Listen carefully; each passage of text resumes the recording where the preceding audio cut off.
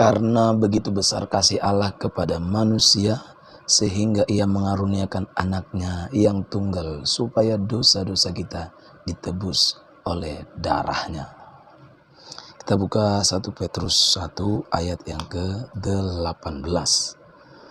Sebab kamu tahu bahwa kamu telah ditebus dengan darahnya. Sekali lagi, sebab kamu tahu bahwa kamu telah ditebus. Ditebus dari mana? Dari cara hidupmu yang sia-sia. Ternyata kita ditebus dari cara hidup kita yang sia-sia. Dari mana kita dapatkan cara hidup kita yang sia-sia itu? Kita baca lagi lanjut. Sebab kamu tahu bahwa kamu telah ditebus dari cara hidupmu yang sia-sia, yang kamu warisi dari nenek moyangmu itu.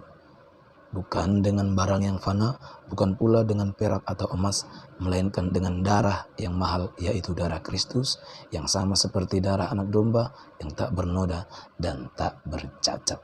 Ternyata kita ditebus oleh darah Kristus, darah anak domba Allah, ditebus dari cara hidup kita yang sia-sia. Dari mana kita warisi cara hidup yang sia-sia itu? Ternyata sudah kita baca dari nenek moyang kita. Apa cara hidup yang sia-sia yang diwarisi oleh nenek moyang atau kakek nenek? Mari kita buka kitab Matius 15 ayat yang kedua. Mengapa murid-muridmu melanggar adat istiadat nenek moyang kita? Ternyata berbicara warisan nenek moyang adalah berbicara adat istiadat. Jadi kita kalau sudah ditebus berarti harus pindah dari pengertian yang lama, ajaran yang lama. Itulah ajaran yang kita warisi dari nenek moyang kita, adat istiadat. Matius 15 atau kita lanjutkan terus. Mengapa murid-muridmu melanggar adat istiadat nenek moyang kita? Mereka tidak membasuh tangan sebelum makan. Tetapi jawab Yesus kepada mereka, mengapa kamu pun melanggar perintah Allah demi adat istiadat nenek moyangmu? Di sini perintah Allah dan adat istiadat bertentangan. Yesus sendiri yang mengatakannya, yang menegaskannya. Judul perikopnya saja di Matius 15 sudah perintah Allah dan adat istiadat Yahudi. Kalau kita baca lagi di dalam ayat yang ke-9, percuma mereka beribadah kepadaku, sedangkan ajaran yang mereka ajarkan ialah perintah manusia. Jadi percuma kalau kita sudah ditebus oleh darah Kristus, tapi kita masih melakukan warisan nenek moyang. Ajaran warisan nenek moyang itulah adat istiadatnya. Dikatakan percuma mereka beribadah kepadaku, sedangkan ajaran yang mereka ajarkan ialah perintah manusia. Judul perikop yang sama kita buka lagi di Markus 7 ayat yang ke-7. Markus 7 ayat yang ke-7. Judul perikopnya juga di sana perintah Allah dan adat istiadat Yahudi. Perintah manusia yang dimaksud di Matius pasal yang ke-15 tadi apa? Yang membuat ibadah kepada Tuhan jadi percuma. Nah, kita baca Markus 7 ayat yang ke-7. Percuma mereka beribadah kepadaku, sedangkan ajaran yang mereka ajarkan ialah perintah manusia. Lanjut terus ayat yang ke-8.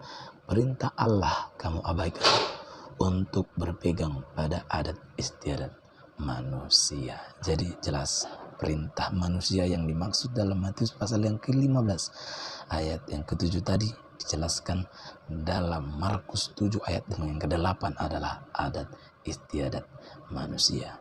Jadi kalau kita sudah ditebus oleh darah Kristus, berarti kita harus terpisah dari warisan nenek moyang. Itulah adat istiadat.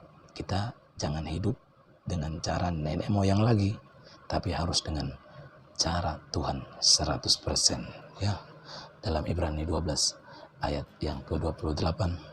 Jadi karena kita sudah menerima kerajaan yang tidak tergoncangkan, marilah kita beribadah menurut cara yang berkenan kepada Allah dengan hormat dan takut.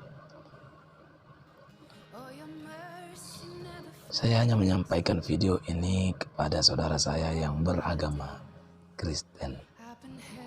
Saya menghormati bagi saudara saya yang masih memegang teguh kepercayaan nenek moyang. Itu hak saudara, karena itu kepercayaan saudara. Saudara akan marah kalau kami paksa iman kami dicampurkan dengan kepercayaan saudara. Begitu pula dengan kami. Jangan paksa iman di luar Kristen dicampurkan dengan iman Kristen. Dalam amanat agung Matius 28 ayat yang ke-19, Tuhan Yesus sebelum naik ke surga, dia berpesan, "Karena itu pergilah dan jadikanlah semua bangsa menjadi muridku." Berarti waktu itu banyak bangsa belum menjadi murid Tuhan Yesus. Karena apa? Karena belum ditebus oleh darah Kristus. Dalam Matius 15 tadi, ayat yang kedua, orang Farisi bertanya kepada Tuhan Yesus, "Mengapa murid-muridmu melanggar adat istiadat nenek moyang?" Nah, murid-muridmu melanggar adat istiadat nenek moyang. Begitulah seharusnya. Karena Yesus dalam amanat agung berpesan, Matius 28 ayat yang ke-19, "Karena itu pergilah dan jadikanlah semua bangsa menjadi muridku." Berarti banyak bangsa belum menjadi murid Tuhan Yesus. Karena apa? Karena belum ditebus oleh darah Kristus. Orang yang belum ditebus oleh darah Kristus berarti belum meninggalkan cara hidup yang lama, cara hidup yang diwarisi dari nenek moyangnya.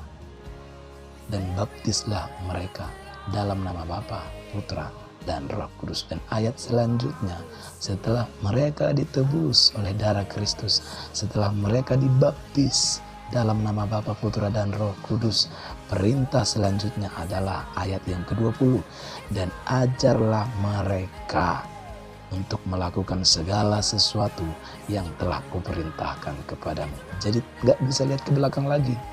Jadi setelah mengenal Yesus, setelah lahir baru, setelah ditebus oleh darah Kristus, gak bisa lagi mengikuti cara hidup yang lama yang kita warisi dari nenek moyang kita.